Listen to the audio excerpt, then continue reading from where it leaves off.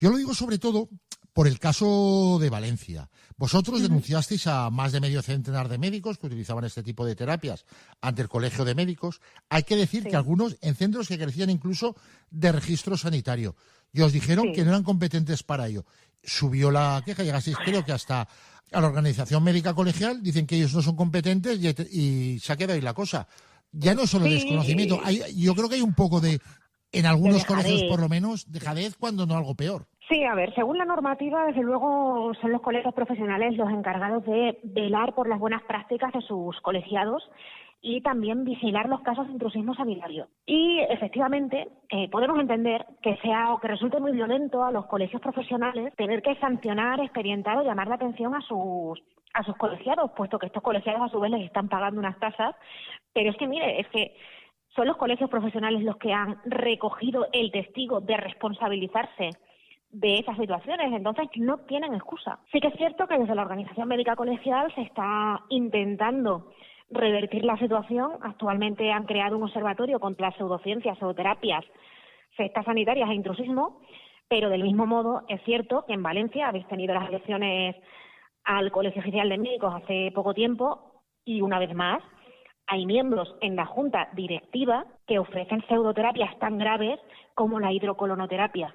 Exacto. Y no solo eso, para el que no conozca el caso del Colegio de Médicos de Valencia, esta persona, que es el doctor Rafael Torres, que ha ido denunciando a todo el que le ha dicho la verdad, es la persona a la que se le ha designado desde el Colegio de Médicos para que diga si hay o no intrusismo. Y él ha dicho que no, que a él le parece todo perfecto. Claro, pues así no podemos trabajar, pero en este caso entonces ya quien debería tener la competencia sería precisamente el Consejo General de Médicos, que es la institución que acoge a todos los colegios oficiales de médicos. Y por encima tenemos el Ministerio de Sanidad y a nivel autonómico las consejerías de Sanidad.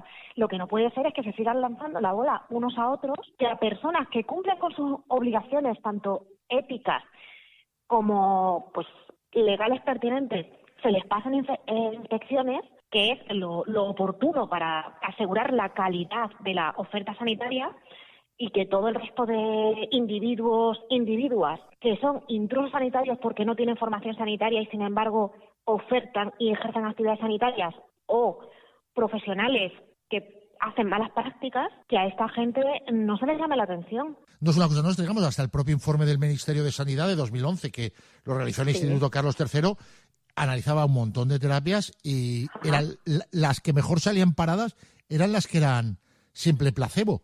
Y luego, desde la asociación vuestra, habéis dicho muchas veces, muy importante, cuando os digan, no, o cuando nos digan, no, es que la homeopatía, bueno, ese azúcar no tiene ningún efecto secundario. Eso puede ser verdad, aparte de la caries. Pero el problema, que yo creo que es el grave, es cuando la gente deja de tomar la medicina que le corresponde y se pone en manos de este tipo de pseudociencias, ¿no? Eso es lo más grave.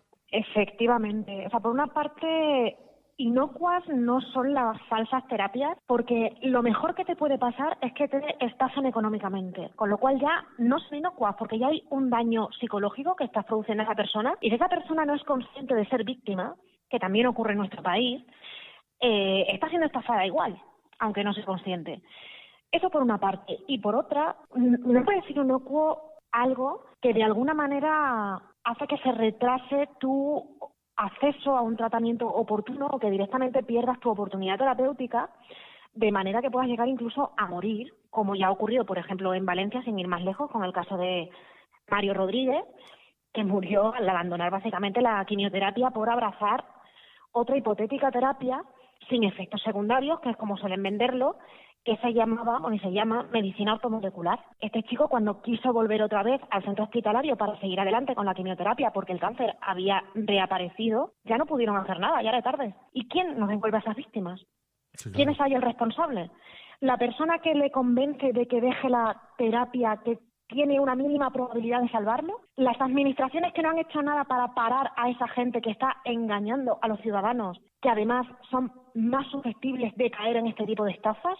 El Ministerio, que reconoce que sí, que los usuarios tienen que denunciar y que las pseudoterapeutas son denunciables, pero ellos en sí no hacen absolutamente nada, porque día sí, día también, mínimo una vez a la semana tenemos un congreso de índole autonómica o incluso nacional, en que se promocionan pseudoterapias incluso para pacientes con cáncer.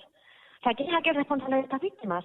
La víctima que está engañada y que al final el juez, aduce que es que, estaba en su libertad de elección cuando eligió esa alternativa.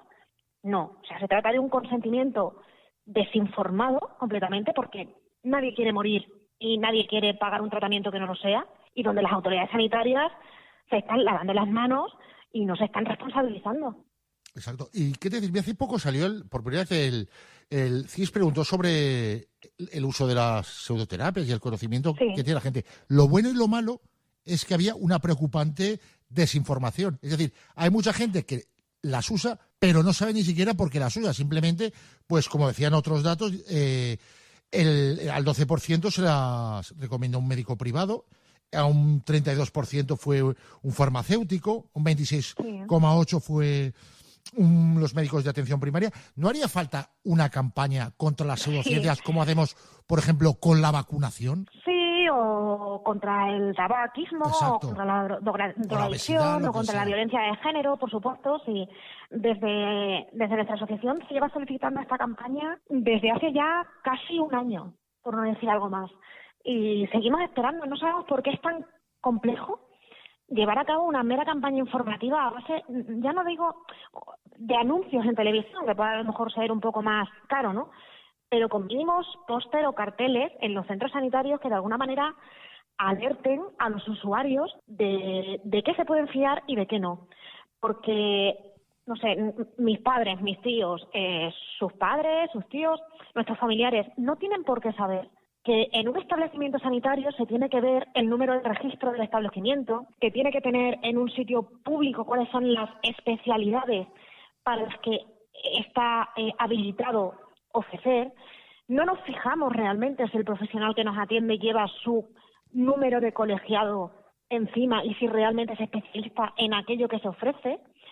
Y el problema es que cuando acudes a alguien que consideras especialista de algo en cuestiones de sanidad y luego se observa que no, los tribunales no dan la razón a la víctima, a nosotros, no, dan la razón a la otra persona que se ofrecía como terapeuta, porque, pues oye, la ley no protege al incauto. Y esto de la ley no protege al incauto está sacado de una sentencia. Sí, y una sentencia más, la última de hace 2 semanas, si no me equivoco. O sea que no estamos hablando de un único ejemplo que hubo. Es lo habitual. Sí, por supuesto, en Valladolid también, pues se le retiraron los cargos a un osteópata que no tenía otra formación sanitaria más que osteopatía, que no es ningún tipo de especialidad sanitaria.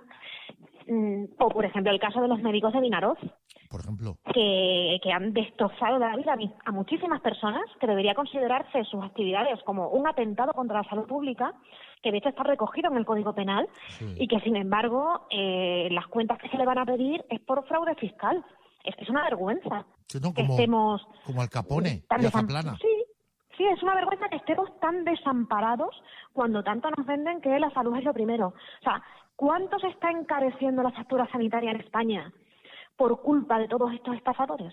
Buena pregunta. ¿Cuántas secuelas buena pregunta. podrían no existir por culpa de haber retrasado el acceso a un tratamiento eficaz? ¿Y qué decir? Tú que te has reunido con personas en todos los partidos políticos, ¿eres optimista sobre el futuro? ¿Crees que cada vez hay más conciencia dentro de los partidos y que algún día harán algo, aunque solo sea para ponerse a la orden del Ministerio de Sanidad y darle al PP en el cogote?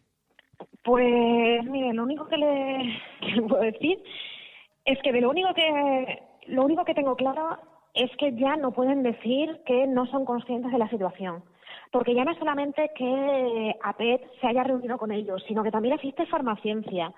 Existe el Foro Español de Pacientes, que también ha reclamado que la homeopatía no se considere medicamento.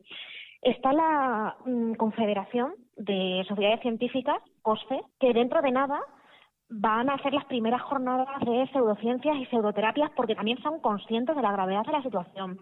Está la Organización Médica Colegial, que ha abierto su observatorio. O sea, ya no pueden decir que no saben de qué les hablan y que no son conscientes de la amplitud, difusión y gravedad.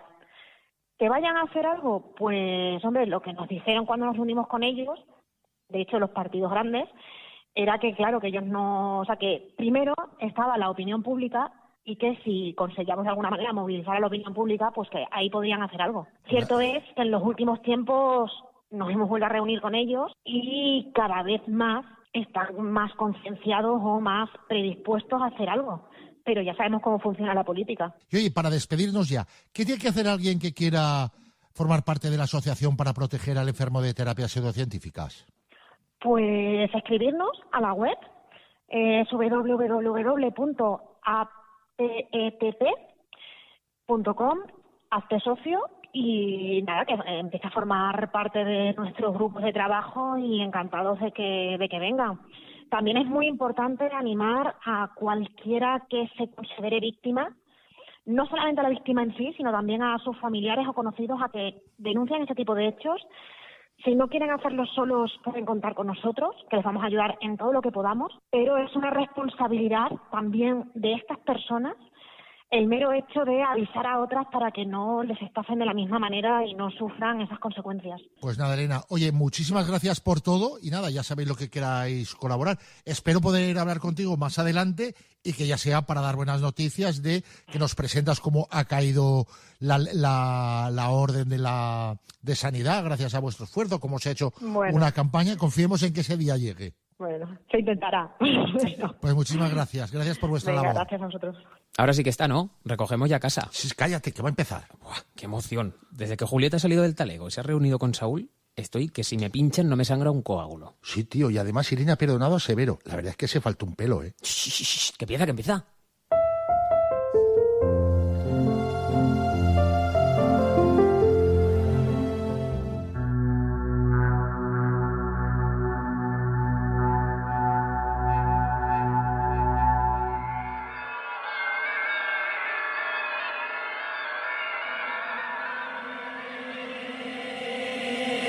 Rumba que cantó para esclavizar a la población. Tiene un mensaje oculto de mala leche y de destrucción. Soy un MK Ultra desde que tengo uso de razón. Llevo el ojo de Horus grabado a fuego en el corazón. Esta es la rumba Illuminati. Esta es la rumba y se baila así, así, así, así y así. Esta es la rumba Illuminati. Qué pasada de episodio. Memorable, tío, ha sido memorable. Es que se me están cayendo los lagrimones. Pero bueno, hay que ir acabando. Así que, ¿qué recomendación nos traes hoy? Pues uno que te va a gustar. Obelisco ha publicado en España Illuminatis, un libro de Robert Howells. Pues mira, me lo he leído y te voy a decir una cosa. Sería muy fácil decir que es una mierda, que es un panfleto conspiranoico, pero tengo que decir que pese a sus carencias y cosas que no coincido, pero en absoluto, si la gente tiene que leer su libro sobre este tema, yo hasta se lo recomiendo. Si crees en la leyenda de los Illuminatis, este yo creo que es el más sensato. Y si no, pues es una forma de ver cómo enfocan estos problemas los creyentes. No está malo como yo pensaba. ¿Pero qué está pasando aquí? ¿Qué me estás pisando? ¿No tenía que hacer las recomendaciones yo? Sí, pero un segundo. Mira, hay cosas que me han gustado y otras que no. Por ejemplo, cosas que no me han gustado. Para empezar, creo que le atribuye una historia a los Rosacruces que tiene más de leyenda y de literatura que de histórico. Luego también todo lo que cuenta sobre el priorato de Sion, yo creo que hasta Dan Brown exagera menos. Además, el tío ve una especie de continuidad del conocimiento oculto, del conocimiento prohibido, como lo quieras llamar, desde el principio de los tiempos, que no falten los egipcios hasta ahora.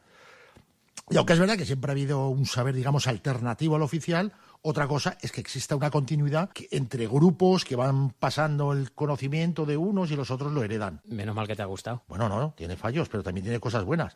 Hombre, no es el ocultismo en la política, el de Gary Lachman, que sacó hace poco Luciérnaga. Pero sí que tiene un pase. Por ejemplo, Owells, lo que se basa, como todos, la verdad, es en Agustín Barruel, que era un cura francés, y John Robinson, que era un masón escocés. Y estos son los padres de la leyenda negra de los Illuminati. Y todo el mundo prácticamente que ha escrito sobre los Illuminati copia lo que ellos dicen. Pero yo creo que Owells lo que hace, lo hace muy bien, es que le da la vuelta y en lugar de presentarlos como la encarnación de todos los males, los describe como una fuerza liberadora. Porque es verdad que anticipan algunas de las ideas de la Ilustración y que sobre todo, aunque eran unos conspiranoicos de salón y que ninguno pega un palo al agua y que para nada tuvieron el poder que se les atribuye, sí que tenían un mensaje que era contra el poder, contra las monarquías, yo qué sé, dentro de... Y esto Orwell lo recupera muy bien. Y aparte luego lo hace paralelismos con otros movimientos culturales, Anonymous, WikiLeaks, que a mí eso me ha parecido interesante. Vamos, yo te digo, para mí no es un libro redondo, pero sí que es interesante. Sobre